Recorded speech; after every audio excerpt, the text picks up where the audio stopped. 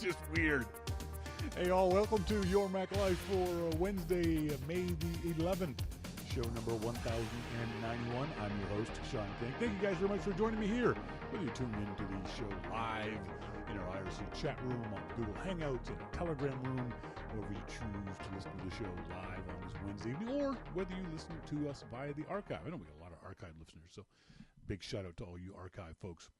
Like I said, we've got two chat rooms. One of them thanks to our good friend Monty, who has set it up, the IRC chat room. Really easy to get to. Go to the front page of the YourMacLifeShow.com website. Right there below the video, you'll be able to see the IRC chat room. Just enter in a username, and it pops you into the IRC. But we also encourage you to check out our Telegram room. We have a special Telegram chat room, a little more full-featured than the IRC chat room. And the Telegram room is open 24/7. So anytime you want to join us in the Telegram room to chat during your day, no matter what time of the day or night, there's someone there. We've got people in VJ in India, Khaled in Riyadh, Saudi Arabia. We have folks in Germany and England and all over Canada and the U.S. tuned in to the Telegram room all during the day. So wherever you are more than welcome to join us there.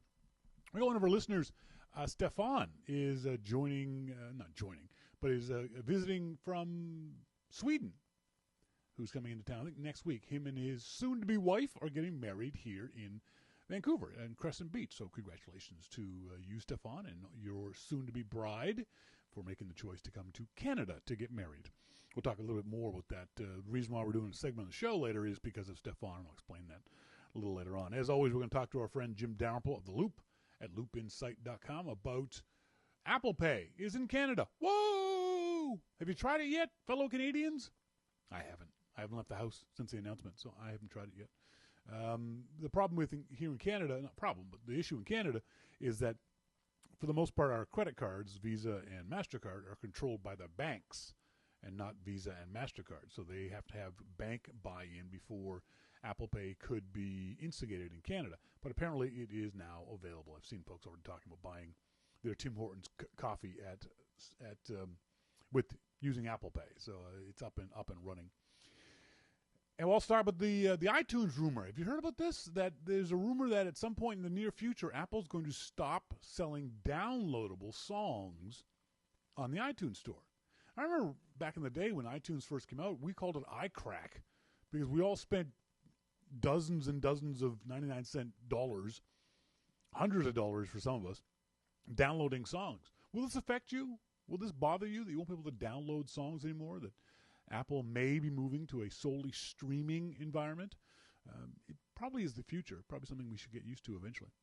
We'll talk about that and much more with Jim Dalrymple of The Loop at loopinsight.com. As I mentioned, we are in our starting point photography segment going to be talking about shooting scenery, shooting landscapes. So when you're on the road, what to look for, how to look for it, and how to set your camera up in order to accomplish that. So we'll talk about that in the starting point photography segment. Want to send a big, huge, huge thank you to everybody, the hundreds of people on Facebook, on Twitter, via email, via the Telegram chat room, via all kinds of methods for wishing me a happy birthday. I really appreciate that. It was May 7th, Saturday was the day, and I went on a long, long motorcycle ride. For those who follow me on Twitter, you would have seen some of the pictures, up into what's called the interior of British Columbia. I think a lot of folks' mental image, if you have one of British Columbia, is the coastline, is the city of Vancouver, is snow-capped mountains and covered in pine trees. Well, the interior of BC is significantly different. It's, I think, geographically, I don't know which is the right word, I think it's an actual desert in some places. In other words, it's a real desert environment. So the scenery is completely different from what we see here on the coast. It was really, really pretty. Different, like I said, than I'm used to seeing here in the lower mainland. It was 2 days. I went up on Saturday to a town called Kamloops, met my good friends from college, Glenn Thayer and his lovely wife, Susan. And as I've always said, those people are fantastic. They've been married for 25 years. I'm so proud of them for sticking it out for all these years. So they were there for my birthday dinner at the Noble Pig. It's a lovely little brew pub in downtown Kamloops. And the next day I rode back. It was a grand total of, I think, 14 hours on the motorcycle. It was 14 hours of actual driving. 1,300 kilometers, about 800 miles in the 2 days. No problems, no issues. I'd mapped the route out before I went, so I knew where all the gas stations were. I knew where I'd asked my fellow riding buddies for advice on locations to eat and cool things to see. So I could map those all out on my GPS and using Google Maps and things like that. So I had no issues with that. It's a fairly populated area. It's not like I was in the middle of Death Valley or things like that. There was all kinds of little towns to go through. For those of you who wanted to know on a map, I was from here in Vancouver to Whistler, British Columbia. That's the ski resort some of you probably have heard of. And then for the first time, I went past Whistler to a cute little town called Pemberton, British Columbia. And then from Pemberton to Lillooet to Cache Creek to... I got lost. There was a fork in the road. And literally, as is typical of my life, in any situation where I have a 50-50 shot, I always take the wrong fork. I wanted to go this fork to Spence's Bridge. I went this fork to Logan Lake. Not that big a deal. They both ended up in a town called Merritt anyway. But, yeah, I got lost several times. And I'm using a GPS, and I still get lost. That's how bad my sense of direction is. That even with a GPS, I can get lost. From Merritt to Kamloops, and then, again, overnight in Kamloops. The best part of the trip had to be on Sunday morning when I got a phone call from my mom back home in Nova Scotia and my sister and my little niece Emily. Emily was quite proud to show off the goats and chickens and animals on the farm. So it was great to hear from them. And another very special shout out, I can't even believe this is true, to my grandmother. My grandmother is 94 years old. For those of you who know my family history, you'll know that I haven't spoken to my grandmother in 30 years.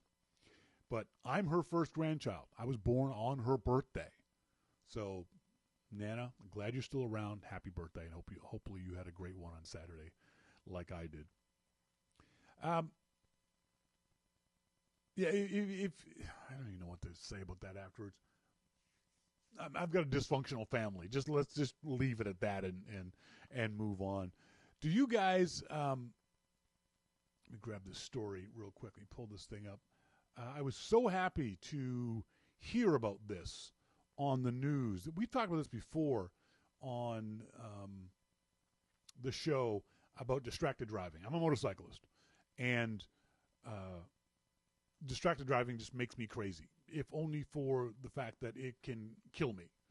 I was very happy to hear that the British Columbia government recently announced steep new fines for distracted driving. We talked about this a couple of weeks ago. The fines here in Vancouver were only, I think, $60, $70. Well, they've upped it to a total of $500 for distracted driving.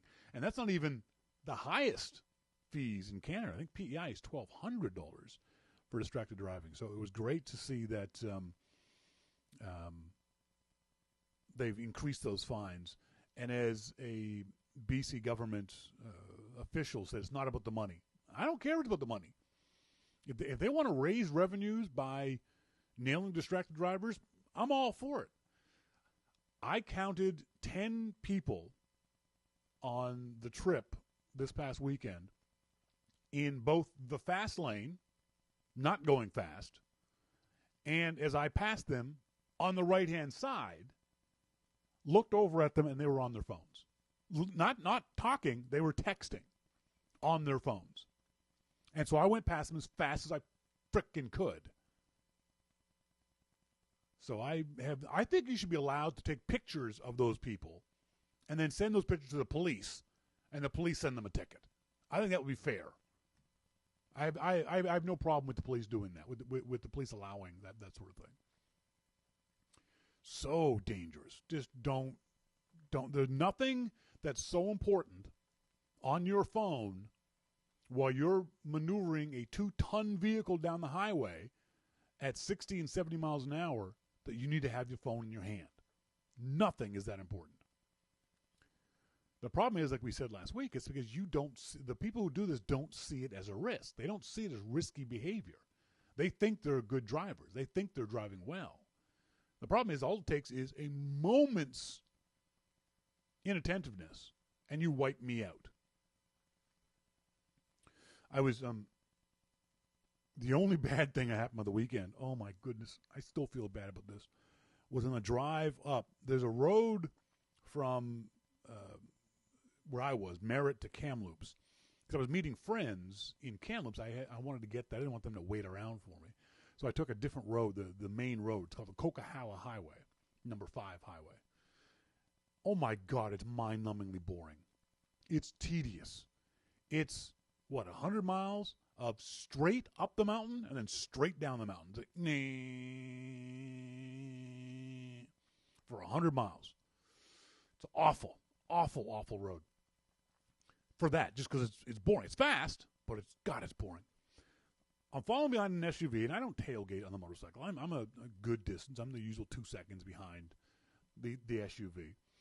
And suddenly the SUV darts across the yellow lines. Like, all the way, all 4 wheels are on this side of the highway. I look over at the guy, I'm like, what the hell's he doing? I looked over, and when I looked back, there was Mama Duck in the road on the yellow line. And 6 baby ducks in a row in the middle, in my lane. And 1 straggling duck there. And I was from maybe 10 yards away, and I knew I couldn't avoid them because they were too far apart. If I'd gone one way, I would have hit Mama Duck. If I had gone the other way, I would have hit some other duck, or I would have crashed the motorcycle. And there's a rule in motorcycling. There are 2 things in the road. There are squishables and there are non-squishables. You do not crash your bike for a squishable. A cat, a squirrel, a small dog. Non-squishables are like logs and deer. For them, you avoid. So I noticed there was a gap between the 6 baby ducks in a row and the 1 straggling duck. I thought, okay, I'll aim for that gap. And I was off the gas. I was braking lightly. On a bike, you can't lock your tires up on a bike. I didn't want to. So I was grabbing my brakes firmly, but I was, doing Coquihalla speed, which is 75 miles an hour. And as I get to the gap, the little baby straggler duck runs in front of the motorcycle. And I screamed at my helmet, "No! You were fine where you were!" And I felt that. I was like, oh, little baby duck. Oh, I felt so bad for the baby duck. The only thing I can hope is that I killed him. I hope I didn't just wing him and broke a leg or broke a wing or something like that. I'd feel worse. Hopefully he was dead when I hit him. I still feel bad. I still think about that. I still feel bad about it. Poor little baby ducky. Later on the show, we're talking in the Starting Point Photography segment about how to shoot landscapes, how to shoot scenery when you're out and about, when you're traveling the highways and byways of whatever land you happen to be in. Up next, though, we'll talk to our good friend Jim Dalrymple of The Loop at loopinsight.com. This is your Mac Life.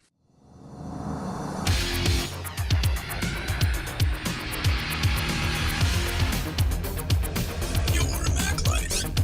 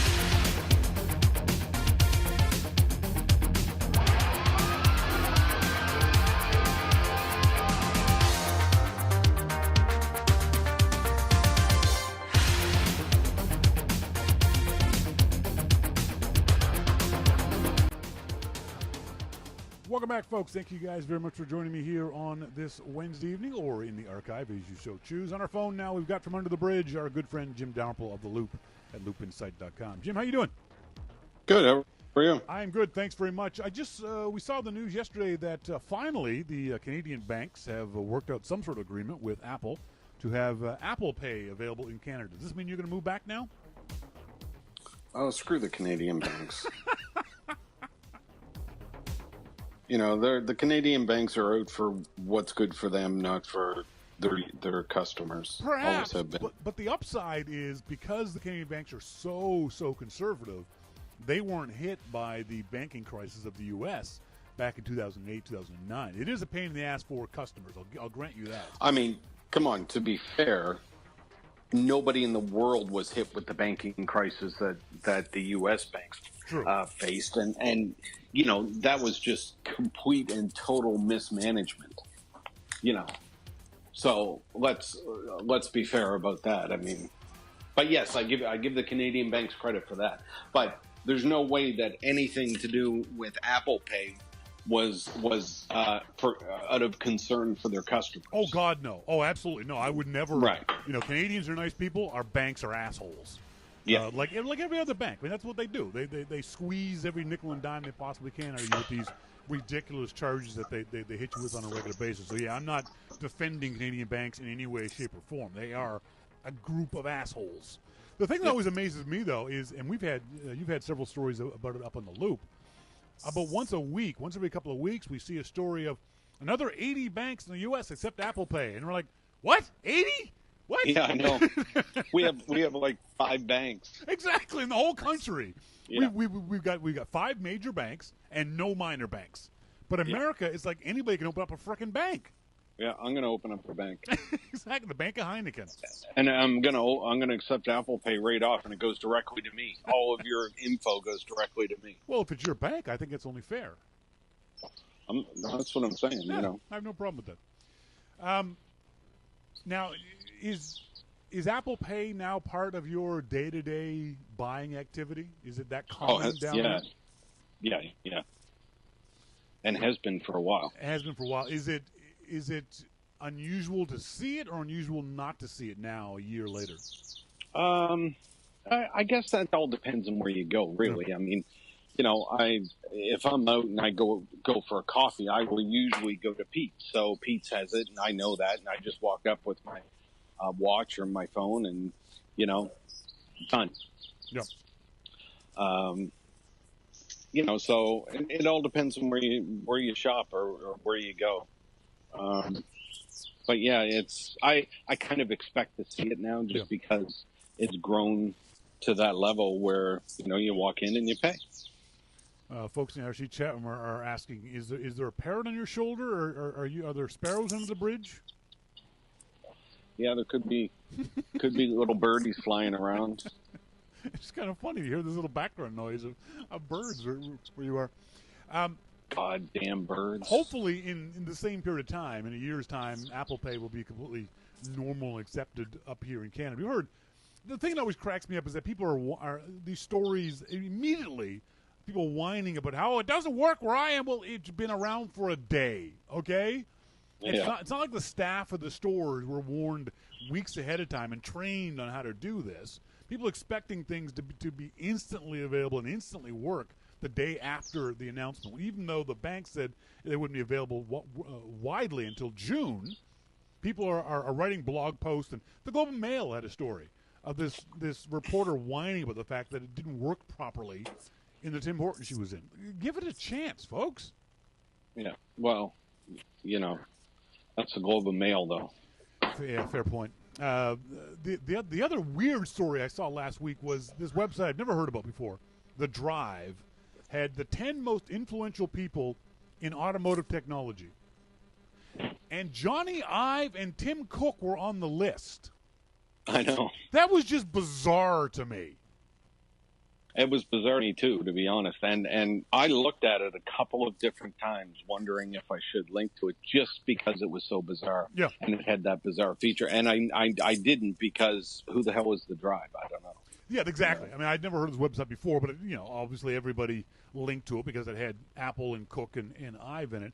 But it's an utterly ridiculous idea. But these people are influential in automotive technology. But you know what? I think, despite the fact that I didn't know who the site was, and maybe it is a big site, I don't know. But despite I didn't know, I think it's probably true. Why? Because how do you figure that? Because of what they plan. All of a sudden, Apple became big in phones. They became big in watches.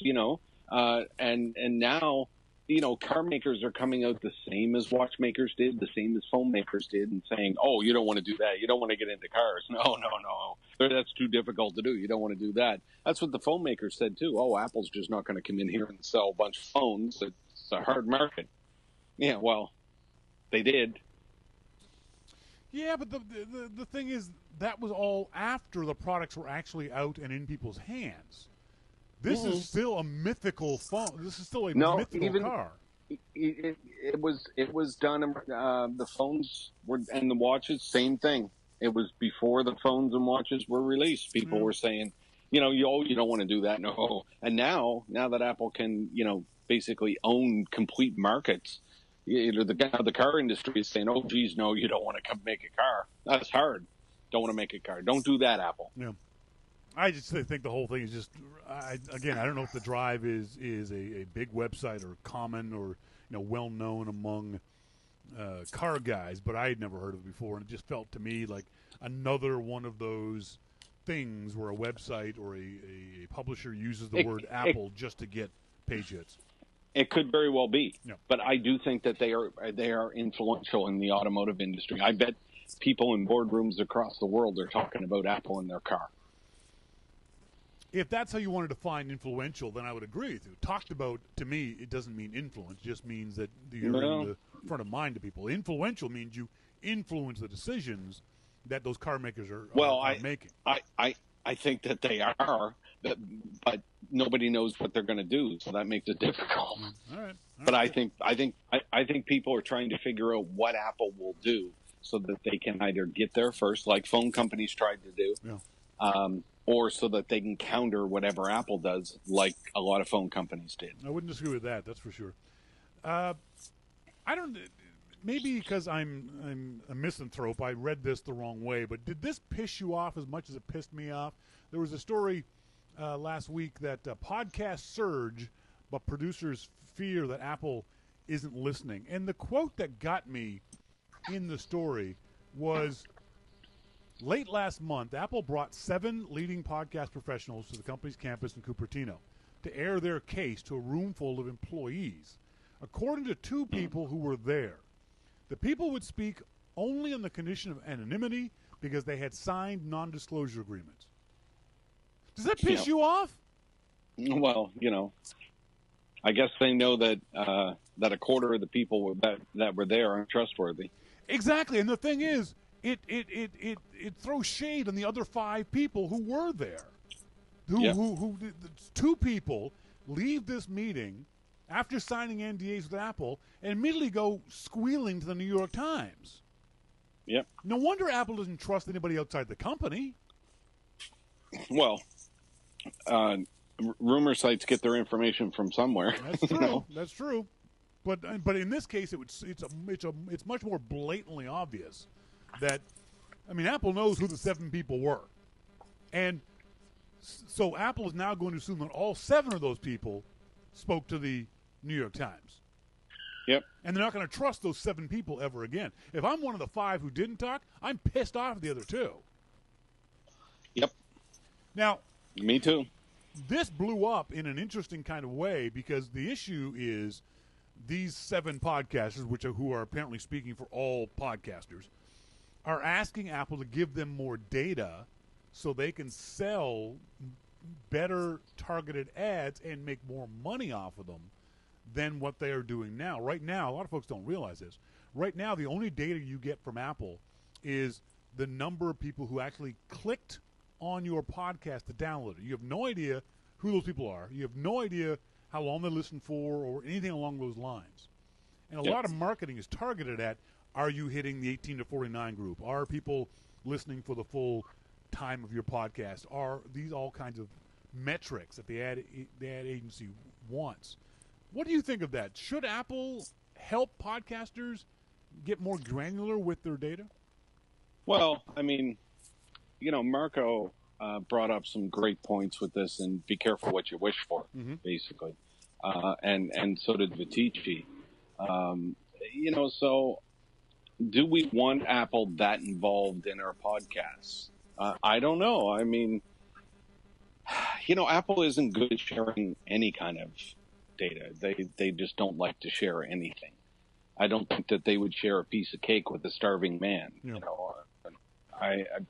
It's just not who they are. So I said when I posted that original New York Times thing, I hope that this will help, not necessarily in, what they want. They just want granular data to sell ads. I don't care about that. But said I really don't think it will.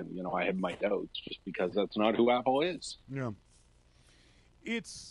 And I agree with you on that. I don't think Apple may bring these folks in to let them air their grievances, but I can't see Apple allowing that kind of data. They won't do it with other things. They won't do it with one of the complaints a lot of people have about trying to sell through Apple, that you don't get the kind of details you'll get that you need to go to Coca-Cola and Ford and the big podcasting, the big advertisers.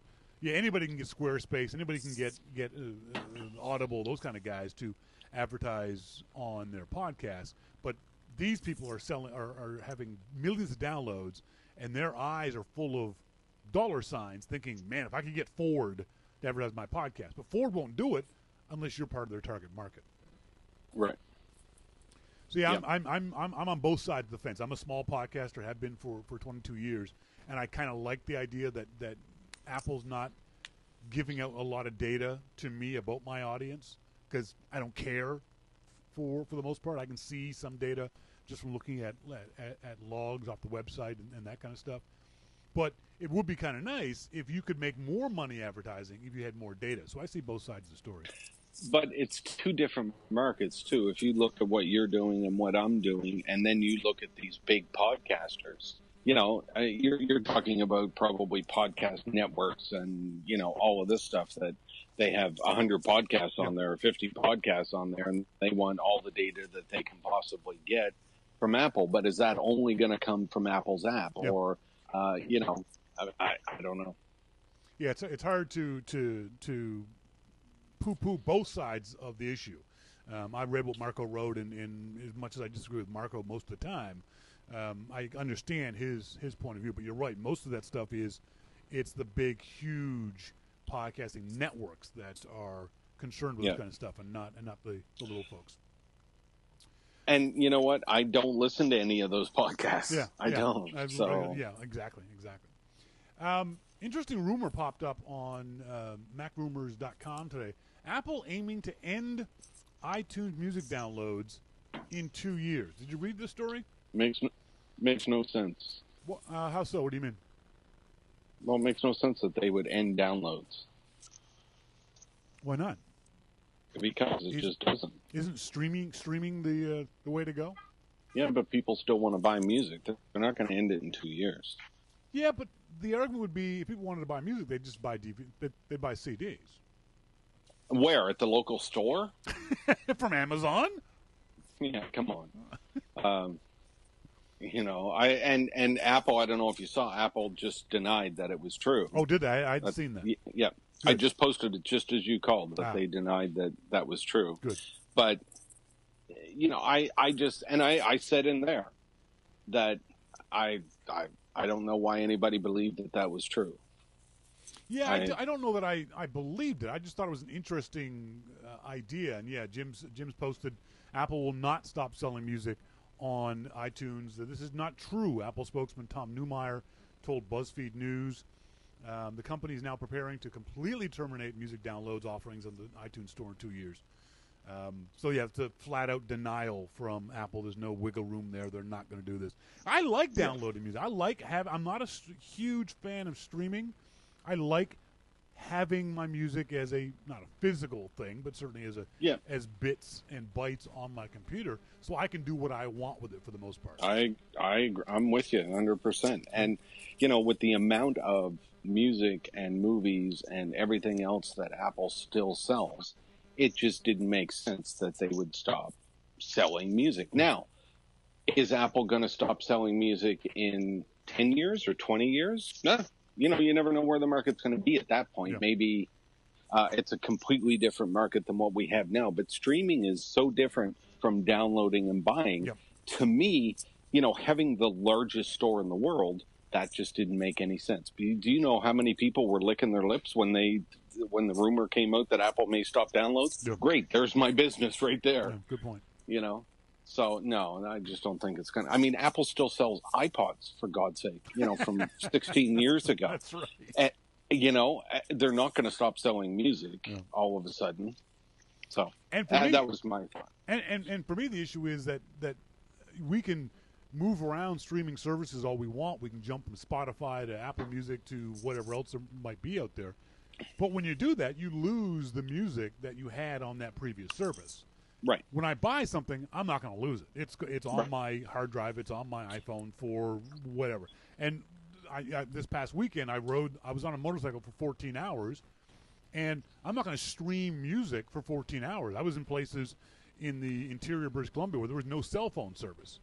Right. But I didn't worry about that because all music I want to listen to was on my iPhone, so I had no issues there. And I mean. I go places, and surprisingly enough, places around San Francisco have no cell service. Yeah. So I just tap my watch and say, hey, play Guns N' Roses, because I know that that's on my phone, and or play Megadeth or Metallica. Yep. Excuse me, and it'll play when I get back into cell service. I can go back on and do what I want to do. You posted up on the Loop today also, Siri team exodus continues. Should this be a concern for Apple? Hell yeah. I mean, it's a concern for me as a user of Siri. I do use Siri, and I use it every day, but I don't use it to its potential. Yeah. But now I'm worried about its potential because the Siri team left and made something new and better than Siri. Yep. That's very concerning. Well, to be fair, at least their demo was better than Siri. We don't know about real world use yet. Well, I mean, their demo was pretty impressive. Yeah, true. But remember, the original demo of the iPhone was pretty impressive too, and it was, as we've since found out, mostly fake. Well, fine, be like that. Why you got to be like that? Why you got to be like that? You mean logical? Realistic? I thought that the demo that they did was they were very complicated questions. Sure, I agree. Yep. We're talking about the Viv demo on Monday, folks, for you want to go to YouTube and check it out. They were very complicated questions like, will it be above 70 degrees 3 days from now after 5 p.m. in San Francisco? Yep. And there's no way Siri can deal with that. No, Siri just, she would... Poor Siri, yeah. Let me look on the web for that. No, I can't even do that. Forget it. I'm done. I'm out. That's right. But, this thing came back, and the guy said, I want to buy flowers for my mother. So it went to Flowers Pro or something, whatever. And he said, no, she likes tulips. So it brought up the tulip ones. Great, I want to do that. And it sent it. The order was done. That is the kind of stuff, and that's what I said in the post today, that to me this is very sad because I think this is what we expected from Siri. Yes. But supposedly, because of some bickering with other teams inside Apple, the Siri team left. Yeah. And no, we want the Siri team because we want to see this move along. Apple didn't start voice recognition, but they gave us something as an assistant on the phone that I think we could have really used. And I do use it, but I would love for it to be better. I think but have we seen any great increases in intelligence in Siri. Not leaps, no. We've seen incremental things where she can do things now that she couldn't do before, and maybe she's a little bit faster. I think part of the problem with Siri is that for this generation or several generations, we wanted and or expected Siri to be the computers on Star Trek. Yeah. And that's not going to happen. Even Viv isn't that, but Viv is certainly closer than Siri is. So we wanted to see Siri move in that direction much faster. Now we see things like Amazon Echo and Viv seems to have leapfrogged what Siri can do. And I wouldn't be as upset by Siri being what she is now for the rest of her life, listen to me, as some other people would be. But I know you're freaking me out talking about it right now. I know, no kidding. But because for me, I'm like you, I don't use Siri very, very much, but I find Siri to be very frustrating. Maybe I'm asking the wrong questions or too complicated a question, or maybe it's my stupid Nova Scotia accent.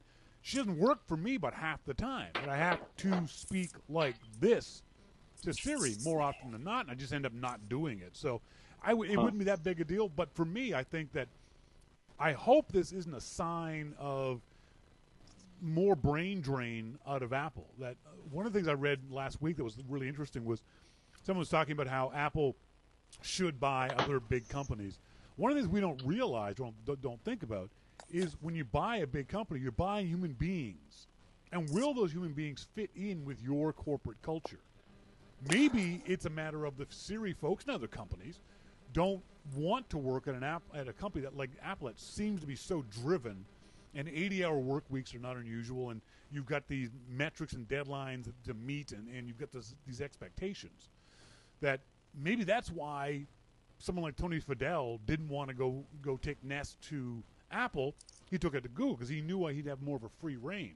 Maybe the Siri folks who are leaving are the same kind of people. They want more freedom, and they're likely to get at Apple. Well, I don't know what the reason is that they're leaving beyond, the rumors of these internal battles and stuff. And I just find that so unfortunate that, Apple would let these internal battles not allow a team to make the advances. And then when that team leaves, they show off something like Viv, and you think, oh my God, really? Yeah. So the other funny story that was posted up in the Loop yesterday or today was from Dave Mark. Microsoft tried to clone the Apple Store. It still hasn't worked. Should Microsoft close down their stores? Well, I don't think that they're going to close them down. I mean, I think if we're being honest about Microsoft in the last 5 to 10 years, especially since Ballmer left, Microsoft has done some good things. Yep. I think Azure is a great service. I think the iOS apps for Office are tremendously good. Those things are great. They did a great job with them. Office for Mac, still not great. It's just, I don't think that they are. Yep. Especially Outlook. It's just, these ribbons and everything that they have, that's just a disaster to me of design. But, they have done some great things. They're no longer focused on, doing iPod funerals and stuff like that. All the silly stuff that they did. And they're actually producing some great products. So kudos to them for doing that. The retail stores, I don't know if it's because Windows users aren't interested in shopping at a Microsoft store, or if there are no products that, I can go to Amazon and get that. There's no need to go to a Microsoft store, so they don't go. I don't know what it is, but whatever is causing people not to go, I don't think it's a concern for Microsoft because they're still posting numbers and, profits and everything else. So clearly people are still buying their products, just not at their retail stores. I think it would be a concern for Microsoft depending on how much money they're losing in the stores. They're obviously losing money in the stores. They have to. If you have no customers, your store is losing money. And they've got I think it's 100 stores around the world with significant amounts of square footage in expensive malls that are near Apple. So they're definitely losing money on the stores. But Microsoft has shown in the past they don't mind, or at least they're okay with losing significant amounts of money over very long periods of time. The Xbox, I think, only started making money 2 or 3 years ago, if that. So I think Microsoft's okay with losing the money. They couldn't close the stores now anyway. It would just be a huge embarrassment for the company if they suddenly started to shutter any of the stores. Well, my parents just got back from Asia, and they were at some of the stores in China and Japan and, stuff like that. And they said it was just amazing. They're packed. I mean, more packed than here. They said it was just, it was incredible to see the people. Yeah. Okay. Yeah. Apple stores, packed. Yeah. I want a franchise to an Apple store. Whenever I go by an Apple store and it's not 3/4 full, I always worry. It's like, what the hell's going on? Do they have a bomb scare? Because they're always busy for the most part. It's interesting. I think it's fascinating to try to figure. I wonder if Microsoft even knows why they're not attracting customers into those stores. There are more Windows customers in any given mall on any given day than there are Apple customers. You would think so. Even though that's declining, but yes, I get your point. Yeah, but they don't seem to go there. As a matter of fact, those people probably go to the Apple store. I wonder if it's because the majority of the customers that we see in an Apple store are iPhone users. They have a PC. They're not looking. They're not looking to upgrade it, so they don't need to go to the Microsoft store to see the latest PC. They just want their iPhone accessories, or they've got a problem with the Genius Bar and have their iPhone there for that. Maybe that's what it is. I don't know. It could very well be. It was disappointing, as always. This is the kind of stuff that always rubs me the wrong way whenever we talk about Microsoft, is they just seem so disingenuous about things. The Microsoft retail general manager, Kelly Soligan, said, "Are we pleased with our traffic? Yeah." Bullshit! If you're pleased with the traffic, then if I was the CEO of Microsoft, I'd fire your ass. You should not be pleased with the traffic you're getting in the Microsoft stores. Maybe they are making money off of them. I mean, we're taking a big leap here and saying that they're not, just based on what we see, but maybe they are. I don't know. No, because if it says in the story, Microsoft won't say how many people visited stores. If they were making money, if the stores were popular, if the stores were a success, they would be trumpeting that information from the rooftop, just like Apple does. Yeah, probably, yeah. You can't have stores this big with this many staff 24 hours a day, not 24 hours a day, sorry, but 7 days a week, and that few customers, and make money. It's just not possible. Retail doesn't allow for that. Fine. Jesus.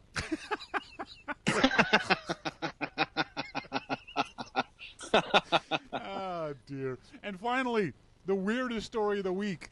I'm going to start trying to find these for you each week from now on. Budweiser renamed its beer America. I know, right? Is this not the stupidest story of the week? It really has to be, but it's just utterly bizarre. It's probably, with the Olympics coming up, it's probably the most brilliant marketing plan ever. Why? Well, just because, America, let's get some America beer and watch the Olympics. And even though you can't really watch the Olympics in the U.S. because NBC, doesn't show it. But the thing is, people who don't drink Budweiser aren't going to drink it now because it says America. And people who drink Budweiser are going to drink it no matter what they call it. They could call it by its actual name, piss, and it wouldn't make any difference. They're still going to drink Budweiser. That's true. So I don't know how they sell beer. That's the most awful tasting stuff in the world. Yeah, and this coming from a guy who drinks Heineken, so he knows what he's talking about. Stuff is awful. I just don't understand what the purpose of this campaign is, unless it's what actually happened to get people talking about Budweiser. I guess. Maybe I don't know. That's it. Because, like I said, I don't think anyone's going to change drinking from Coors Light to Bud Heavy just because it says America on the can. But you never know. Yeah, well, you never know. If that were true, then people are a lot more mindless than I ever imagined them to be, which is terrifying because I think people are pretty stupid to begin with. Yeah, you have a pretty dim view of humanity as it is. So I really do. There's absolutely no doubt about that. I'm a confirmed misanthrope. That's for sure. So we'll see how this. Apparently, they're going to run this all the way through the summer and into November through election season. But yeah, to me, it just makes no sense at all. It's a weird campaign, unless, like I said, they're doing it just to get the promotional value of this. Oh well, I think that's all it is. And it worked. It worked. No doubt about it. Folks, I'm Dr. Jim Dalrymple, The Loop at loopinsight.com. He's here each and every week, whether he wants to be or not. Thanks, Jim. Thanks, Shawn. Next week. See ya. Bye. Yeah, just what do you guys think about that? Would you change your brand of beer based on its name? Whatever your favorite beer is, if the competitor changed the name to America, would you drink the competitor's beer? Or whiskey or wine, whatever it might be? I just don't get it. I don't get it. If you like Budweiser, you like Budweiser. And you're going to drink it no matter what they call it. And if you don't like Budweiser, you're not going to drink Budweiser no matter what they call it. I got to assume. I pray to God that people aren't so dim that they would not drink Budweiser, but then suddenly go, oh, it's called America? I'll drink it now. Because if you're that mindless, get off my planet. Just go away. In our starting point photography segment, this is a really funny story. I saw this just came up today, so I can't find it real quick for you guys. The fact that, where is it? 80% of people think they take excellent photos, study finds. As I post on Twitter, 90% of them are wrong. But this is kind of interesting. It's a limited study. It's one of those, things that John Oliver was ranting about over the week about science studies. It's not as comprehensive as it could be. But 80% of consumers rated their own photography skills as good to excellent. And 62% say that photography has improved in the past 2 to 5 years. Okay, I'll accept that one.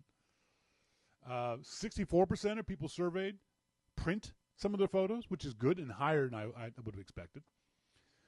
24% take more than 300 photos a month. I don't. I know I don't. I'm not in that group. I don't take that many photos a month off a camera phone. I can take 300 photos in one day when I'm on a photo shoot, but not regular camera phone stuff.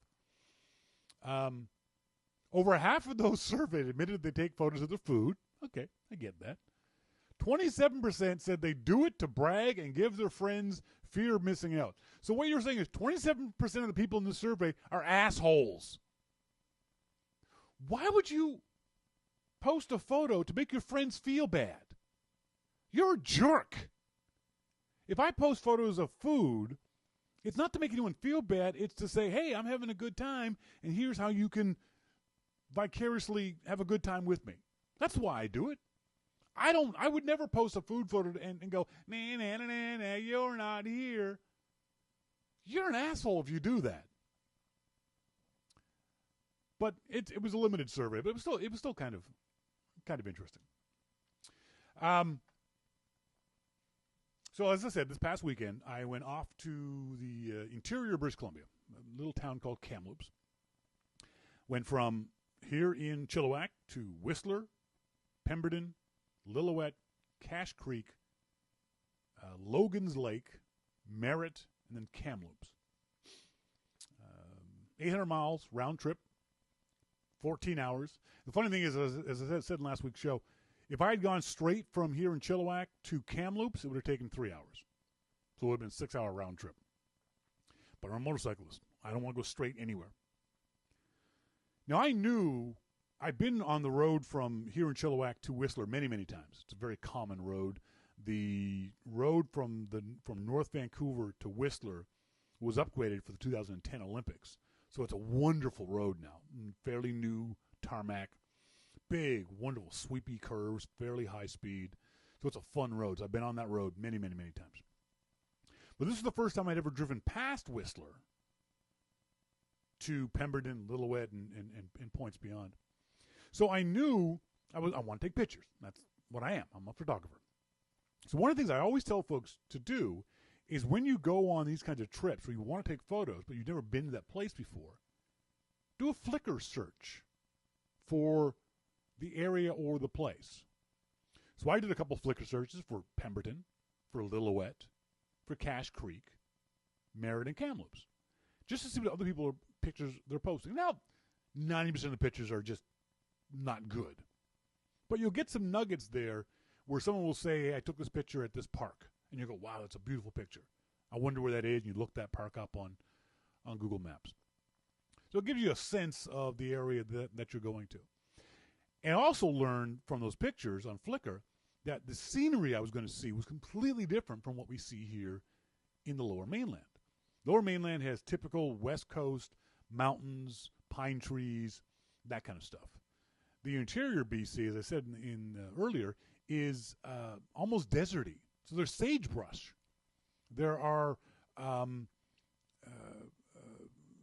river gorges. There are big, huge open spaces that you don't see here in the Lower Mainland. So I knew I wanted to capture some of those photos. So one of the things was I made sure to bring my tripod in case I needed it for landscape photography, and both my DSLR and my mirrorless camera. The mirrorless camera has a wide-angle lens, a 10 to 40 millimeter lens, so that gets those big, huge, sweeping vista shots. And it's also got a 300 millimeter lens, so I can get a zoom in on the lens, and then I use my DSLR for other shots and my iPhone. So my first stop was in a little town called Squamish. It's a very common stop for motorcyclists on their way to Whistler, or away from, because there's a Starbucks there. And outside the Starbucks, I saw this gorgeous Newfoundland dog. I used to have one of these when I was a kid, so every time I see a Newfie, but the funny thing was his owner had come out with a Starbucks cup full of water, and the dog was just sitting there with a Starbucks cup. Every now and then he'd lean down and he'd take a lick of the Starbucks. It was really kind of cool. So from Squamish, I went off to a town called Pemberton. Was basically my first gas stop. When I go on these long trips, I map out the gas stations, because on a motorcycle, you don't have the sort of big, huge gas tanks that you do in a car. For example, my motorcycle has got a 6-gallon gas tank, which is good for about 400 kilometers, which is 300 miles. So I've got to make sure that distances I go, I can get gas in various places. So I stopped off in, again, the town called Pemberton. Beautiful, beautiful town. This was at the gas station in Pemberton. Those mountains off in the distance still got lots and lots of snow on them. Even though it was mild, it was mid-70s, so low to mid-70s in Pemberton. Met up with, one of the great things I love about motorcycle riding is meeting up with other motorcyclists. Invariably, if you pull into a gas station and there's bikes there, you'll go over and talk to the guys. And especially on this trip, I knew that I wanted to talk to these guys because these guys in particular, all those bikes are Gold Wings. And Gold Wings are big touring motorcycles. These bikes are designed for long distances. So I knew these guys would know the area. So I just started chatting with them, asking about the area and if they knew about construction and roads and that kind of stuff. They're a great bunch of guys. Gold Wing guys usually are. The funniest thing was, and this is also very typical of motorcycle riders, they say, hey, if you want to, we're going in the same general direction you are. If you want to come with us, you're more than welcome to tag along. And I thought, that's really kind of you guys. I said, no, you know what? I don't exactly know where I'm going. I don't really have a plan to be here or there. And I'm going to stop a lot to take pictures. So thanks for the invite, guys, but I'll pass. The other reason why was because I knew I'd be going a lot faster than the Gold Wing guys. Not that my bike is faster than a Gold Wing, but I know I would travel faster by myself than I would with 6 guys on Gold Wing. So that was the reason for that. The road from Pemberton to Lillooet is motorcycle nirvana. It is big, huge, sweepy curves through mountain passes and river canyons and just amazing scenery.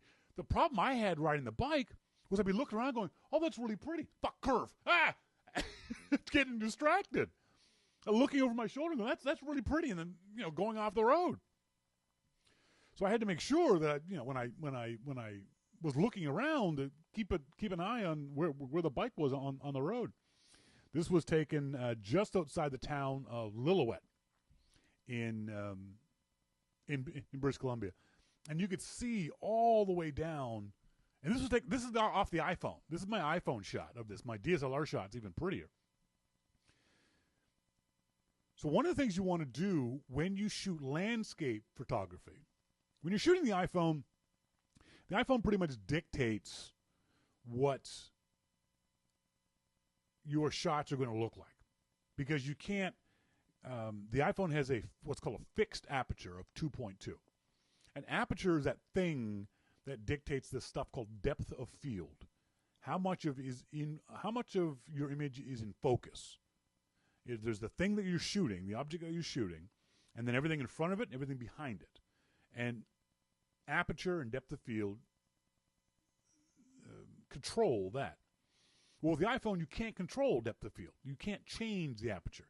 You can't make that number higher or lower. So you're kind of stuck with that. But that's not bad on these kinds of shots. If you're using a DSLR and you want these kinds of landscape shots, or even if you're using a point and click. If you're using a point and click, your point and click camera is going to have scenes on it, or modes, or scene modes. Look for the scene mode that's represented by a little mountain, by a couple of hills. That's called landscape mode. And when you change your camera to landscape mode, you're telling the camera, I want you to shoot this big, wide open space.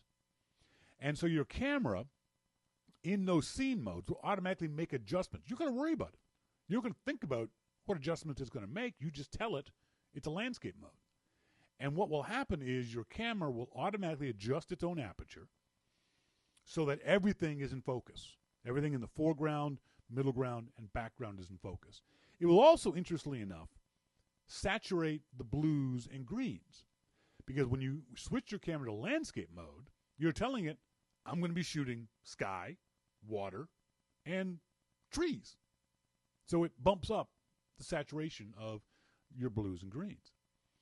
If you're using a DSLR and you want to switch to aperture priority mode, turn your aperture number to at least f8 or f11. Those are the two fire and forget modes. That will give you a nice deep depth of field. You can even go higher. Some camera lenses will go f20, f22, f32, f36. Use whatever it is that you want, but at least f8 and f11. When you shoot landscape stuff, don't just focus off in the distance. You notice on the shot that I had for landscape mode, I had something in the foreground that your eyes could be drawn to. And then your eyes move through the photo to the back of the photo. It doesn't have to be a motorcycle. It can be a person. It can be a flower. It can be a stream, a riverbed. But have something in the foreground for your audience to look at first. Because their eyes will be drawn to that foreground element first, and then you'll draw them through your image. Keep an eye on where the sun is, too. You want to make sure the sun is behind you when you shoot these things, because that way the front of your image, or your image, will be hopefully bathed in sunlight. If it's coming from in front of you, you're probably not going to get a very good shot because the sun's going to overpower your lens. One of the things you want to also do if you're driving or on a motorcycle riding through an area is keep an eye out for signs. I call it brown sign syndrome. I have to stop and read every plaque I see. If there's a sign on the side of the road that says historic viewpoint, I'm going to pull over. I have to. I just have this compulsion. I'm OCD that way, that I have to pull over and see what the viewpoint is, what the thing is that you have decided to put a sign up for. So keep an eye out for those signs. If you have a passenger, have the passenger look for them. Because those are often places that have got good viewpoints, have got good places, good vantage points to get a picture of what's going on. There was one, and some of them can be really weird. There was one shot, a place I took. Let me see if I can't find it on this. Where'd it go? Oh, I had it. I don't have it anymore. Oh, I know I've got it. Hang on a second. Let me find this photo, because they had it set up as a viewpoint, like one of those things that everyone should stop and take a look at this picture. And when I stopped and took a look at the picture, I thought, this is a really weird space. This space is strange. I don't have it. It was as I found out later, it was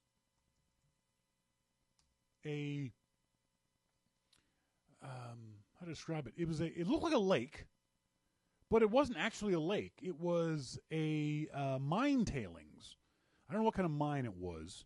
It was a Mosquito says in the Telegram, lovely images. Well, they better be lovely. I'm a freaking professional photographer. I'll pull this shot up for you guys and show it to you this way.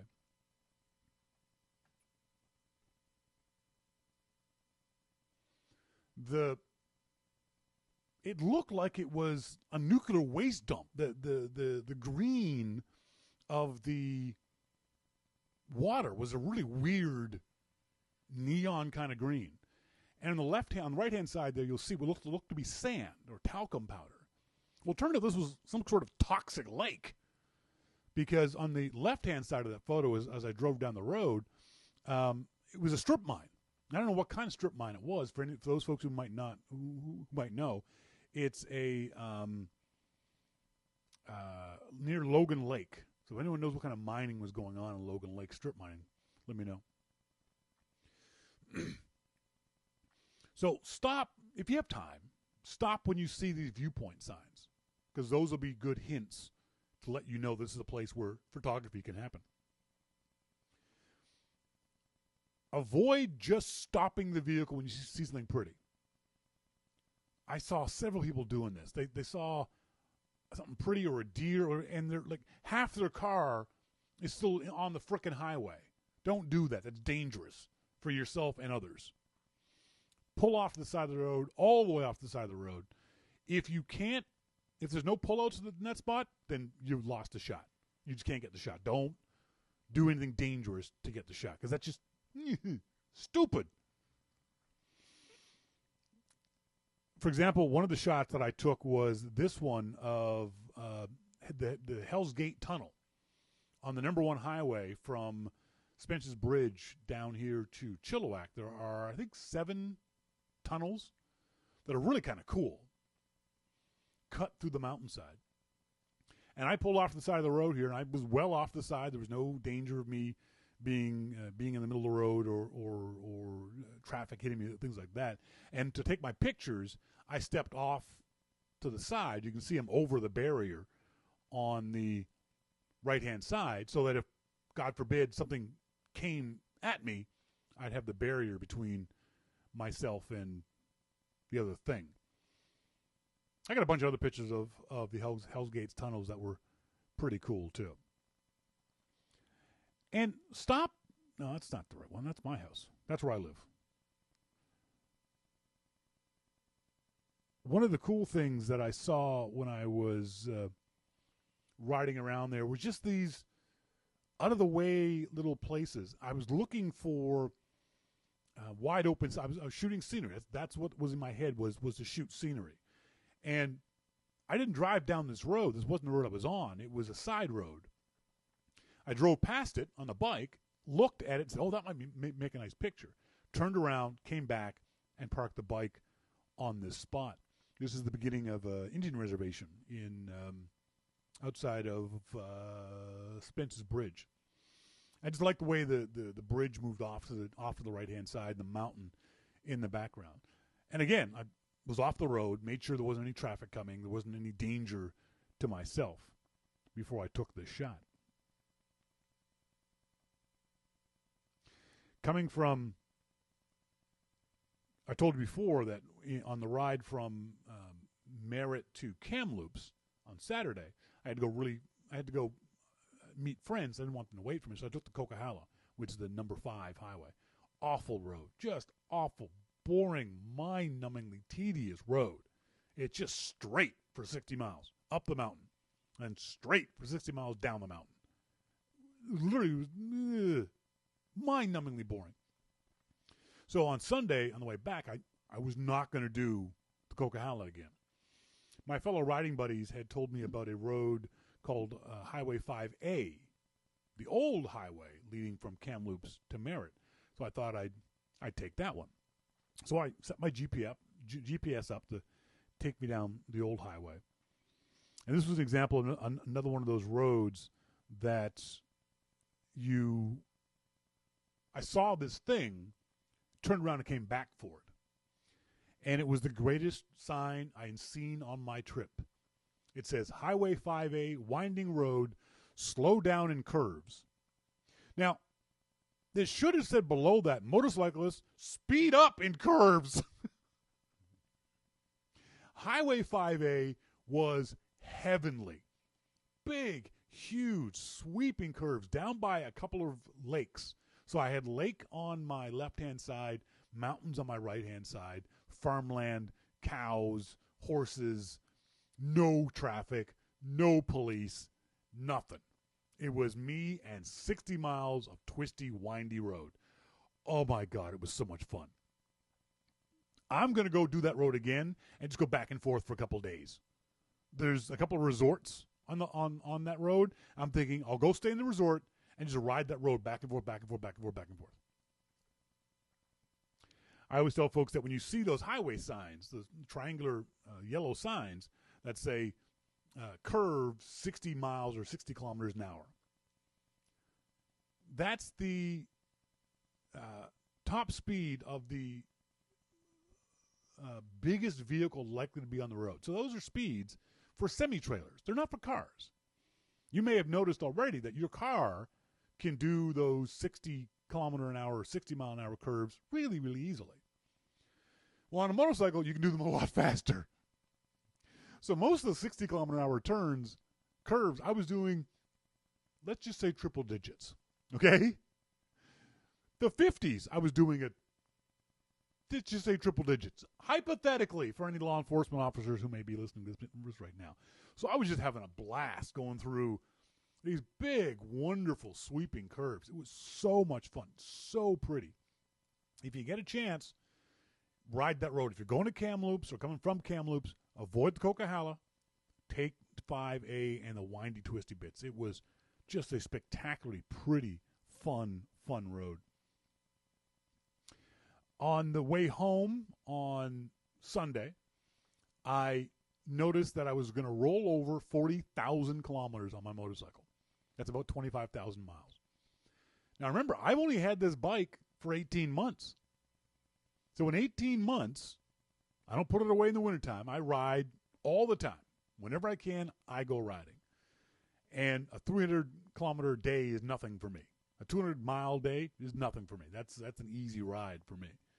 So putting on 40,000 kilometers in a year and a half is pretty good.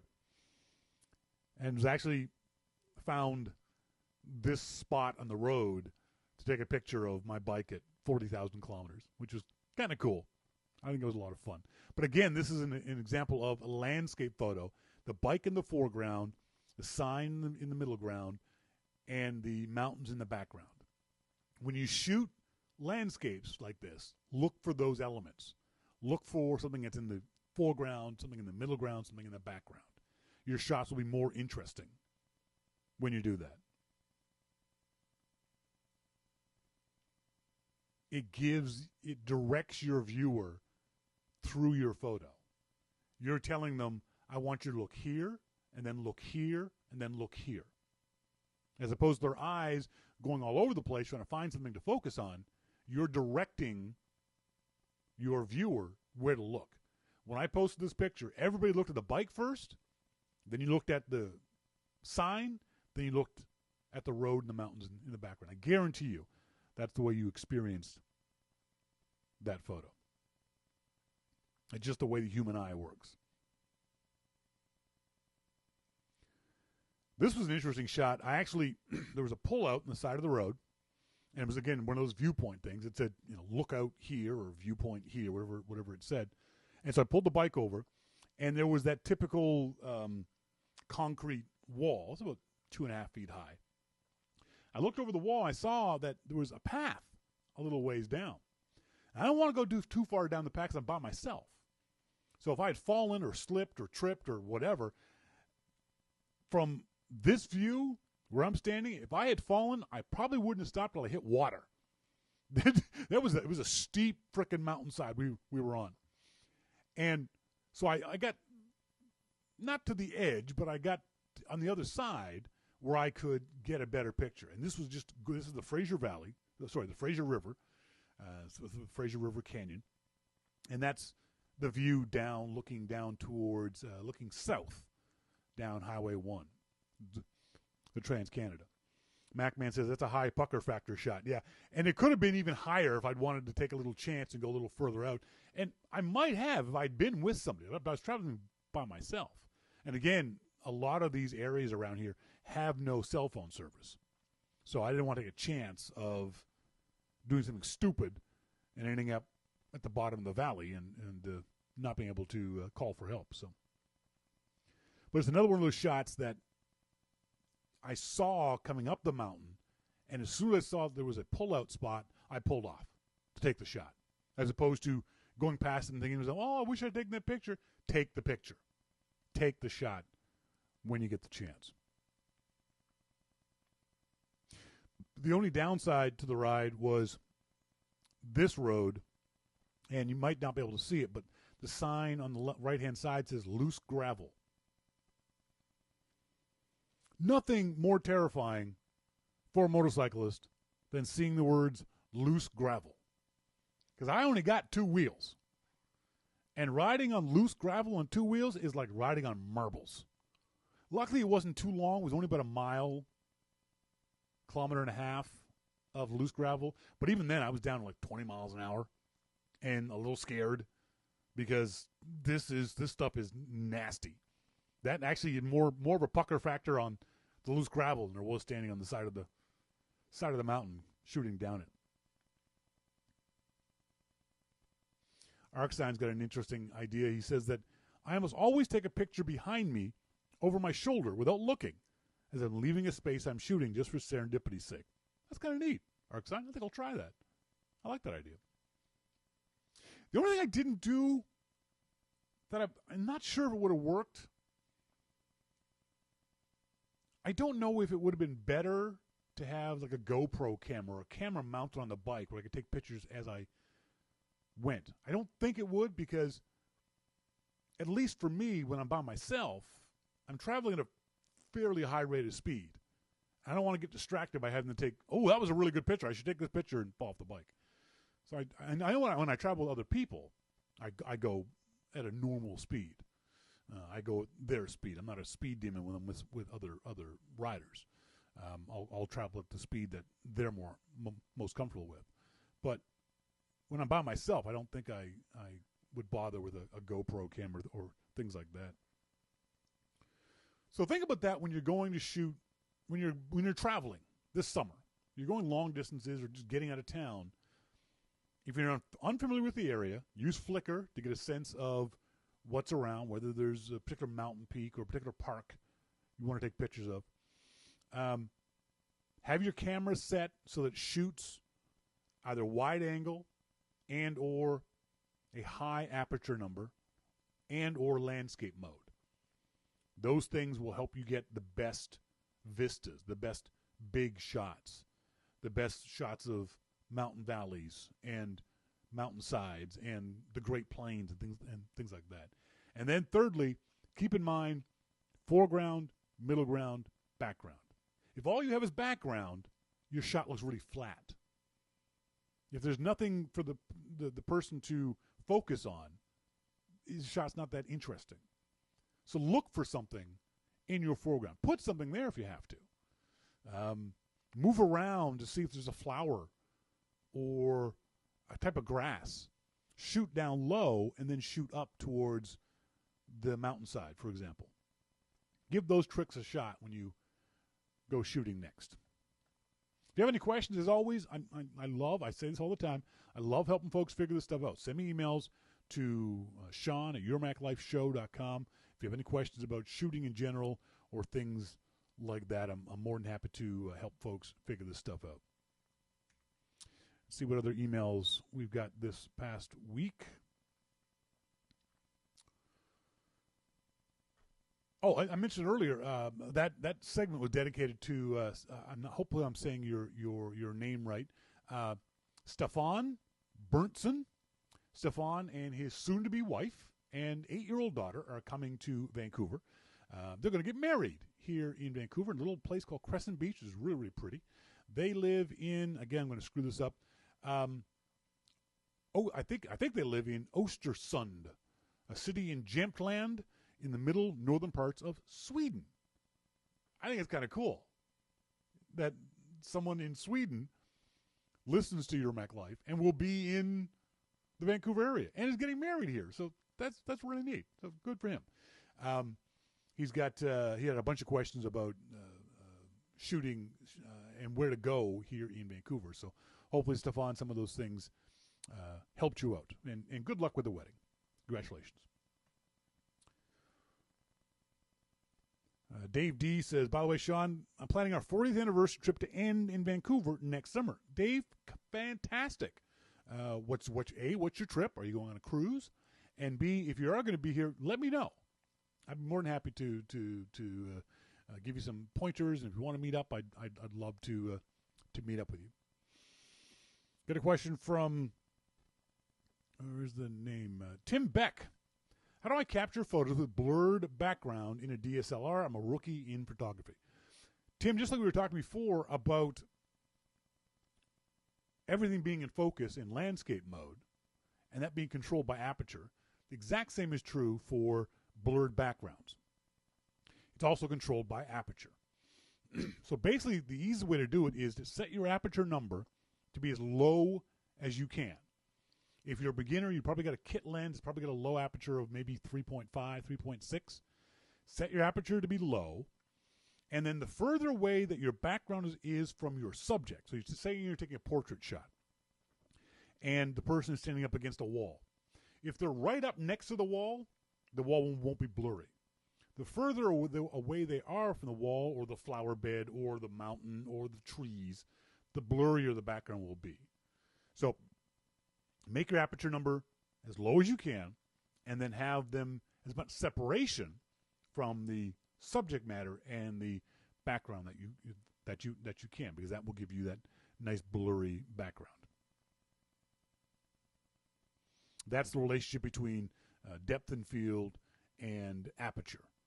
The lower the aperture, the smaller the depth of field, the bigger the aperture number, the wider the depth of field. Just keep that in mind when you're shooting.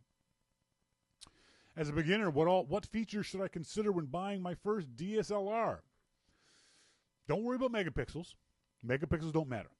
If you're buying a new or even slightly used DSLR, it's going to have at least 10 megapixels, and that'll be fine for the average beginner. Don't worry about lenses. Don't worry about getting a big fancy lens or anything else like that. Learn how to use the camera first. When it comes to features, I think the important things is less features and more feel. How does the camera feel in your hands? Is it a camera you're going to want to carry around all day? Is it small enough for your hands or big enough for your hands? Everyone knows that I'm a big fan of the Olympus M1, but I wouldn't have bought that camera for myself because it's too small for my hands. It's a mirrorless camera. It's got a very small body on it. I like my great big huge Nikon D600 because it's got a big body on it. The hand grip on it is very comfortable. The other thing is the buttons are in places that I like or can use. Because I've been a Nikon guy for almost 15 years now, so I'm used to where Nikon puts its buttons. I like the feel of the Nikon. I love the rubberized parts of it and the metal parts of it and the plastic parts of it. It just feels good to me. So it's less about features so much as it is about feel. The features are going to be common to every camera that you buy as a beginner. They're all going to have the same ISO capabilities.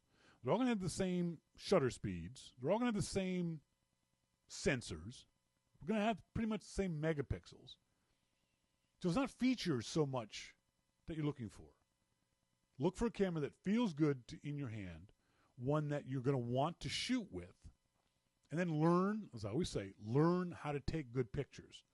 And then your next camera, maybe there's a feature set that you would really like.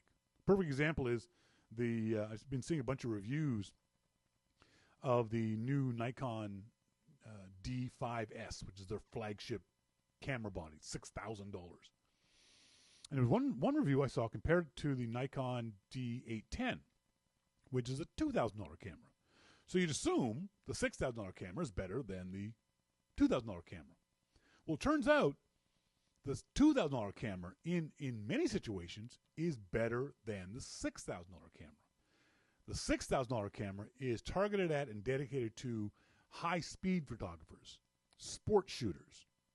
It doesn't do very well in portraits, in landscapes, in the kind of things that the D810 did.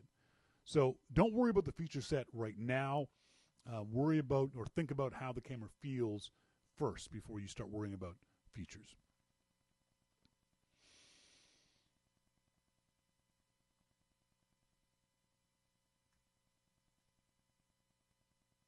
A question from our friend in, not a question, sorry, a comment, I think, from Don Beck. I think Don's in Long Island. He said, for what it's worth, I first learned about the relationship between depth of field and aperture setting by the markings on the lens of my father's Leica. The old film cameras had those markings were on the lens. They were on the outside of the camera. They weren't. You can still see that if you go to a secondhand store or those kinds of stores to check those things out. It's kind of neat. Robert Studer says Bud versus America. So are they going to call Bud Light America Light? No, it turns out, and this is kind of weird too, Budweiser is only changing the name of Budweiser. Bud Light will still be Bud Light. It'll only be I guess, Bud Heavy, for lack of a better way of describing it. Only Bud Heavy will be called America. And the other thing is, too, the other thing that really bugged me about this story was the fact that maybe a lot of folks don't know this, but regardless of its iconography, regardless of its history, regardless of its patriotism, Budweiser is an American beer only in the sense that it's made in America. The company who owns Budweiser is Belgium. Is in Belgium. It's Belgish. It's a Belgian company. The largest brewery in the world, the largest brewery owner in the world, is it called Ambev? Ambev Busch, something like that? But it's based in Belgium. Budweiser is not an American company. So I think that's another part that sort of rubbed me the wrong way of them calling this thing America when the beer is only tangentially American. It's only American because it's made in America. It's American history and has been lost, has been sold. I don't know if that bothers anybody else. It does me. But then again, my biases are I love craft beers.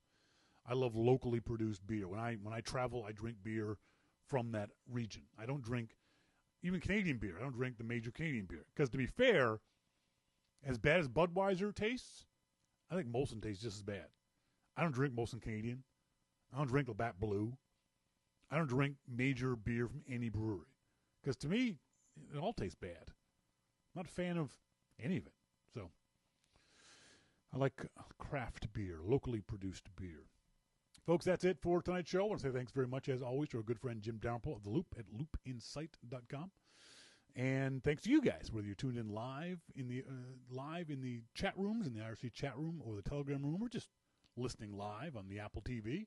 Thanks to our good friend DJ McIntosh for creating an app that you can actually watch the show on the Apple TV. You can also watch archives of the show on the Apple TV. So all you archive listeners, if you so choose, give DJ Mac 99 cents and put the show up on your Apple TV. That'd be kind of cool if you so choose. And the other thing I want to say is thanks very much to everyone who subscribes to Your Mac Life. Whether you subscribe at $2, $5, $10, $15 a month, whatever it is. Because of your subscriptions, I was able to do my birthday trip. Your subscriptions paid for my birthday trip. It paid for my gas. It paid for my food. It paid for my beer. It paid for my hotel. It paid for my sandwiches. It paid for my blueberry pie. Paid for all that stuff. So I want to say a big special thank you to all you folks who subscribe to Your Mac Club. I couldn't have done the trip without you guys. Honestly, I could not have gone on that birthday trip without the folks who subscribe to Your Mac Life. So I really appreciate it that you guys do that. So as always, I've been Shawn King. No, wait a minute. As always, you've been listening to Your Mac Life, and I've been Shawn King. Have a good night, everyone. See ya.